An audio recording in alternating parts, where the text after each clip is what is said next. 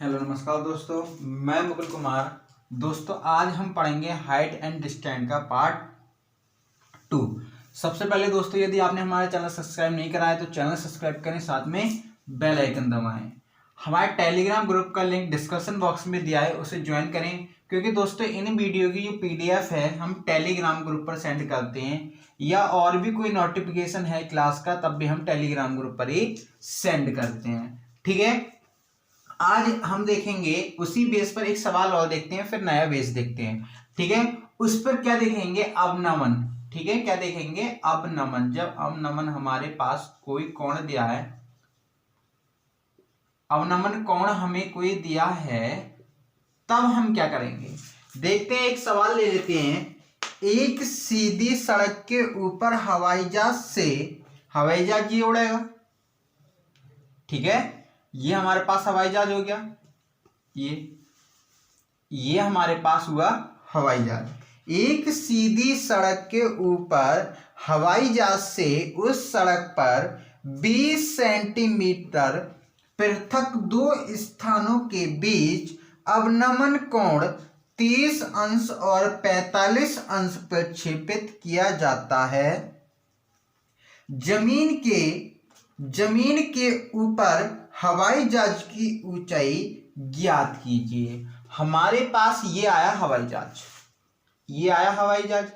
ठीक है, हवाई जहाज आया, इसकी ये ऊंचाई हो गई, एक उसने ये कोण बनाया, और एक हमारे पास क्या कहा इसने 30 अंश का कोण और एक 45 अंश का कोण बनाया, ये वाला, ये वाला। ठीक है, एक हमारे पास एंगल ये हो गया और एक ये वाला हो गया। अब मैंने बताया था कि जो ज्यादा ढलान, जिसकी ज्यादा ढलान होगी वो हमारे पास बड़ा एंगल होगा, ABCDE। ठीक है, वो ज्यादा बड़ा होगा, यानी कि ढलान किसकी ज्यादा है? इसकी। तो ये कितने अंश का होगा? 60 अंश का। और ये हमारे पास होगा कितने अंश का? 30 अंश का। नहीं, 45 और 30 दिए, ये हमारे पास हो गया 45 अंश का, और एक हमारे पास हो गया 30 अंश का। अब इसमें देखने वाली बात ये है कि हमारे पास ये वाली लाइन इससे टच हो रही है, यानी कि ये हमारे पास कौन सा अंश होगा? 30 अंश। और ये वाली लाइन इससे टच हो रही है तो हमारे पास होगा 45 अंश।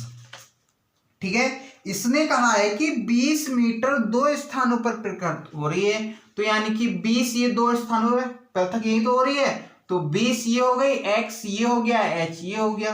बुझा हमसे क्या है? इसने हवाई जहाज की ऊंचाई हमसे ज्ञात करवा रहा है। तो हवाई जहाज की ऊंचाई हम ज्ञात करने के लिए हमारे पास फॉर्मूला है HD upon cot alpha minus cot beta, है नहीं है? क्या है? हमारी जो शॉर्ट ट्रिक हमें दिया होता है H = D upon cot alpha minus cot beta. Alpha की वैल्यू कितनी है? ये एल्फा होता है, ये बीटा होता है, होता नहीं होता, ये बीटा होता है। एल्फा की वैल्यू कितनी है? पहले डी की वैल्यू देखो, डी की वैल्यू 20, एल्फा की वैल्यू 30, ठीक है, और बीटा की वैल्यू 45 = 20 अपॉन ये कितनी है इसकी वैल्यू? cot 30 की वैल्यू होती है हमारे पास √3 - 1। अब हम देखें तो हम कभी भी परिमेय संख्या को बटे में नहीं छोड़ते हैं।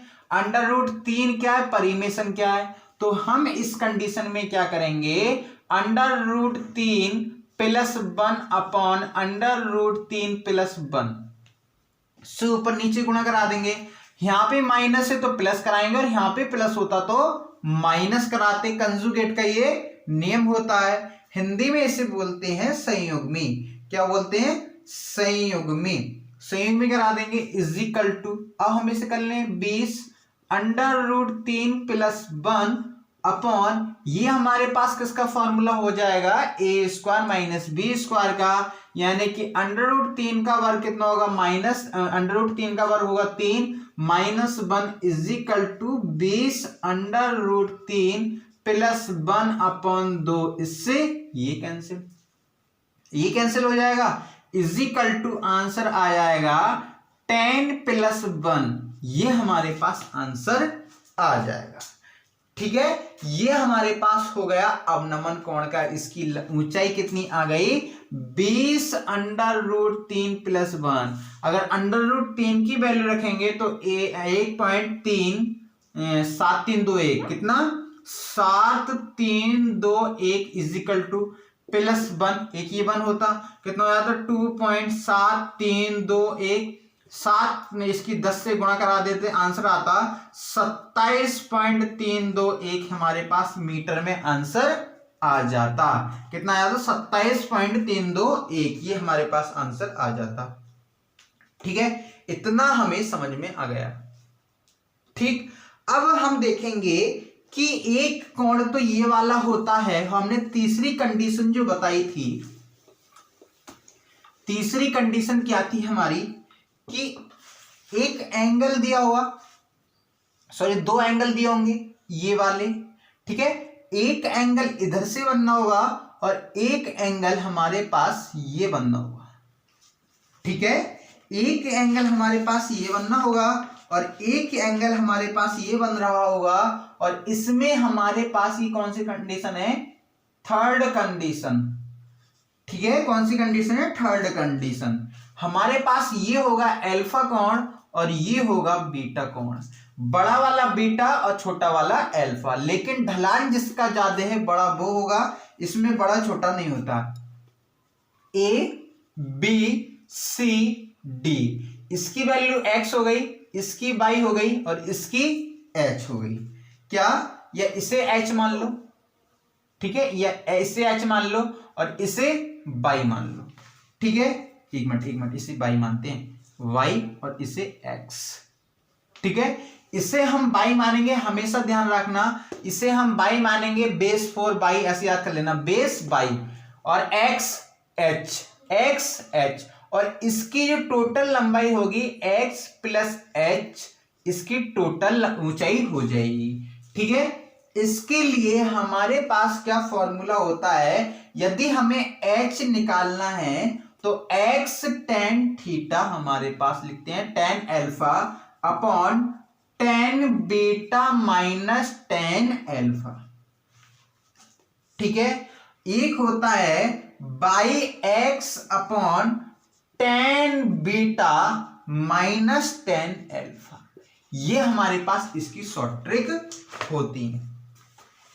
ठीक है, अब देखते हैं, एक सवाल देख लेंगे इसी बेस पर कि सवाल कैसे करते हैं, कैसे कैसे आता है हमारा सवाल।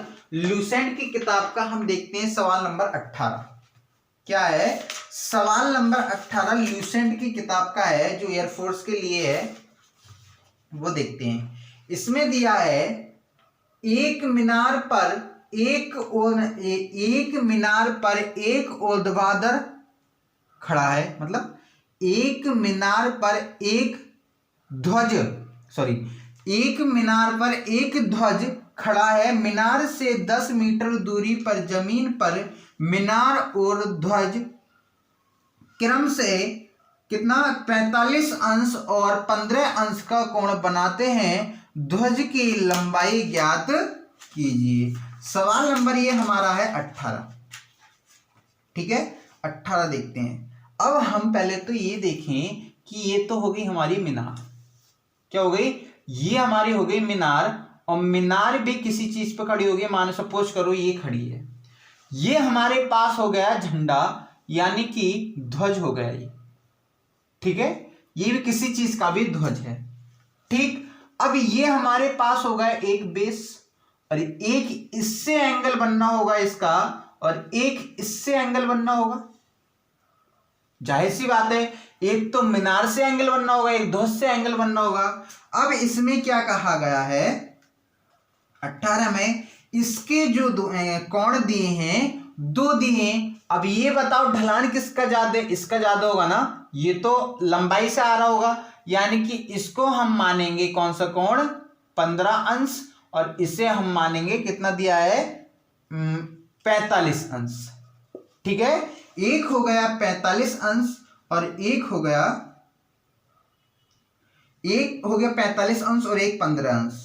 इनकी मीटर कितनी ऊंचाई दूरी कितनी दी है? 10 मीटर इसकी दूरी दी है, और मीनार की दूरी भी हमें कितनी दी है? 10 मीटर दी है। और ध्वज की हमें क्या करना है? ध्वज की लंबाई ज्ञात करनी है। अब हम इस कंडीशन में क्या करते हैं दोस्तों? इस कंडीशन में हम क्या करते हैं, हमें क्या पता है? बाई निकालना बताया कि बाई भी निकाल लेते हैं, एच भी निकाल लेते हैं। अब भैया ये क्या निकलवा रहा है हमसे? एक्स निकलवा रहा है। तो एक्स निकालने के लिए हम क्या करेंगे? एक्स वाली ये कंडीशन रख दो, बाई की वैल्यू कितनी है? 10 इजिकल टू एक्स हमसे निकलवा रहा है, निकल तो इससे भी आएगा क्योंकि एच भी दिया है हमें, तो एच रख दो, 10 अल्फा बीटा की वैल्यू रखी जाएगी, लेकिन इससे सरल पड़ जाएगा, अपॉन कितना हो जाएगा? 10 बीटा की वैल्यू कितनी है? अल्फा इसे मानेंगे, बीटा इसे मानेंगे, तो 10 45 माइनस 10 15, कितना? 10 15, या हम इसे क्या करें? 10 15 ज्यादा लंबा पड़ जाएगा, ठीक है, इससे हम क्या करें? 30 माने, इसे 30 मानो, ठीक है। 10 45 की 15 की वैल्यू निकालेंगे, फिर बताया मैंने सब है ये 10 15 कैसे निकालते हैं, cot 15 कैसे निकालते हैं, या 22/1/2 की कैसे निकालते हैं, 22 से 1/2 की, ये बताया सब है मैंने, लेकिन ये थोड़ा लंबा हो जाएगा सवाल, ठीक है। अब हमारे पास अल्फा की वैल्यू कितनी है, बीटा की वैल्यू कितनी है? बीटा की वैल्यू हमारे पास दी है 45 अंश, और अल्फा की वैल्यू हो गई 30। इसकी इधर करो गुणा, यानी कि 10 ये हमारे पास हो जाएगा 1 minus under root 1 minus 1 upon under root 3 हो जाएगा, equal to X, X equal to 10, ये हो जाएगा under root 3 minus 1 upon under root 3। ये हमारे पास एक्स की वैल्यू आ गई। अगर सपोज करो 45 ही होता तो 45 का भी निकाल के दिखा दे रहे, हम इसे लिख सकते हैं 45 माइनस 30 लिख सकते हैं, यानी कि क्या हो जाएगा? 10 45 माइनस 10 30 अपॉन 1 प्लस 10 45 माइनस 10 30, यानी कि हमारे पास 1 minus 1 upon under root 3, 1 plus under root 3, इससे ये कैंसिल हो जाएगा, अंडर रूट 3 माइनस 1 और अंडर रूट 3 प्लस 1, ये हमारे पास आ जाता। फिर इसकी मल्टीप्लाई कराते, फिर बहुत कंडीशन हो जाती है, इसलिए हमने ये डायरेक्ट कर दिया, ठीक है। ये हमारे पास इसका x की वैल्यू आ जाएगी। चलो एक क्वेश्चन और देख ले रहे जिसमें हमारे पास सरल हो, ठीक है, सरल सा हो, मतलब कि इसमें ये वैल्यू नहीं निकालनी पड़ेगी। अब देखते हैं एक क्वेश्चन और, ल्यूसेंट का ही ले रहे, एक क्वेश्चन है हमारा ल्यूसेंट का ही, देखते हैं कौन सा है। क्वेश्चन नंबर हमारा दिया है इसमें, क्वेश्चन नंबर है हमारा 24। इसका क्वेश्चन नंबर 24 देखते हैं, 45 और 60 दिए इसकी वैल्यू, ठीक है। क्वेश्चन नंबर 24 देखते हैं। क्वेश्चन हमें दिया है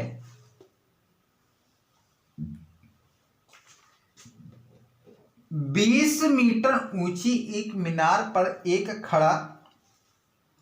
झंडा खड़ा, ठीक है। 20 मीटर एक मीनार है, उस पर एक झंडा खड़ा है, ठीक है, ये वाला एक झंडा खड़ा है, ये किसी में किसी चीज पे तो खड़ा होगा, यानी कि एक हमारा ये आ गया कोण और एक ये हमारे पास कोण आ गया, ठीक है। क्या 20 मीटर ऊंची मीनार पर एक झंडा खड़ा है, जमीन पर स्थित बिंदु से झंडे के पाद, मतलब कि जो बेस है, पाद और शीर्ष का उन्नयन कोण क्रम से 45 और 60 अंश है।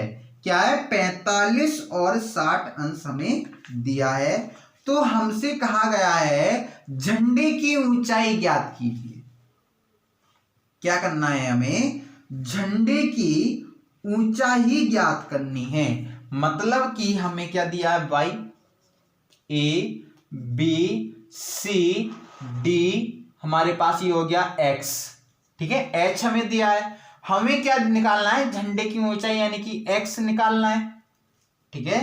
x हमें निकालना है और h हमें दिया है, यही तो है, h हमें दिया है। अब पहले तो ये देखें हम कि हमारे पास कोण कौन कौन से दिए हैं। कोण हमें दिए 45 और 60, यानी कि ये हमारे पास हो जाएगा 60 और ये हमारे पास हो जाएगा कोण 45 अंश। ठीक है, 45 अंश कोण हो जाएगा। हम ये वाला फॉर्मूला लगा देंगे क्योंकि h हमें दिया है।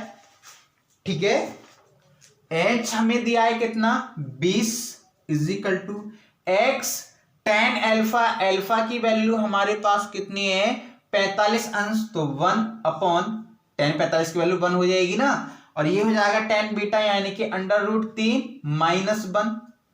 ठीक है, इसकी इधर कर दो x इजिकल टू 20 और √3 माइनस 1, ये हमारे पास आंसर आ गया।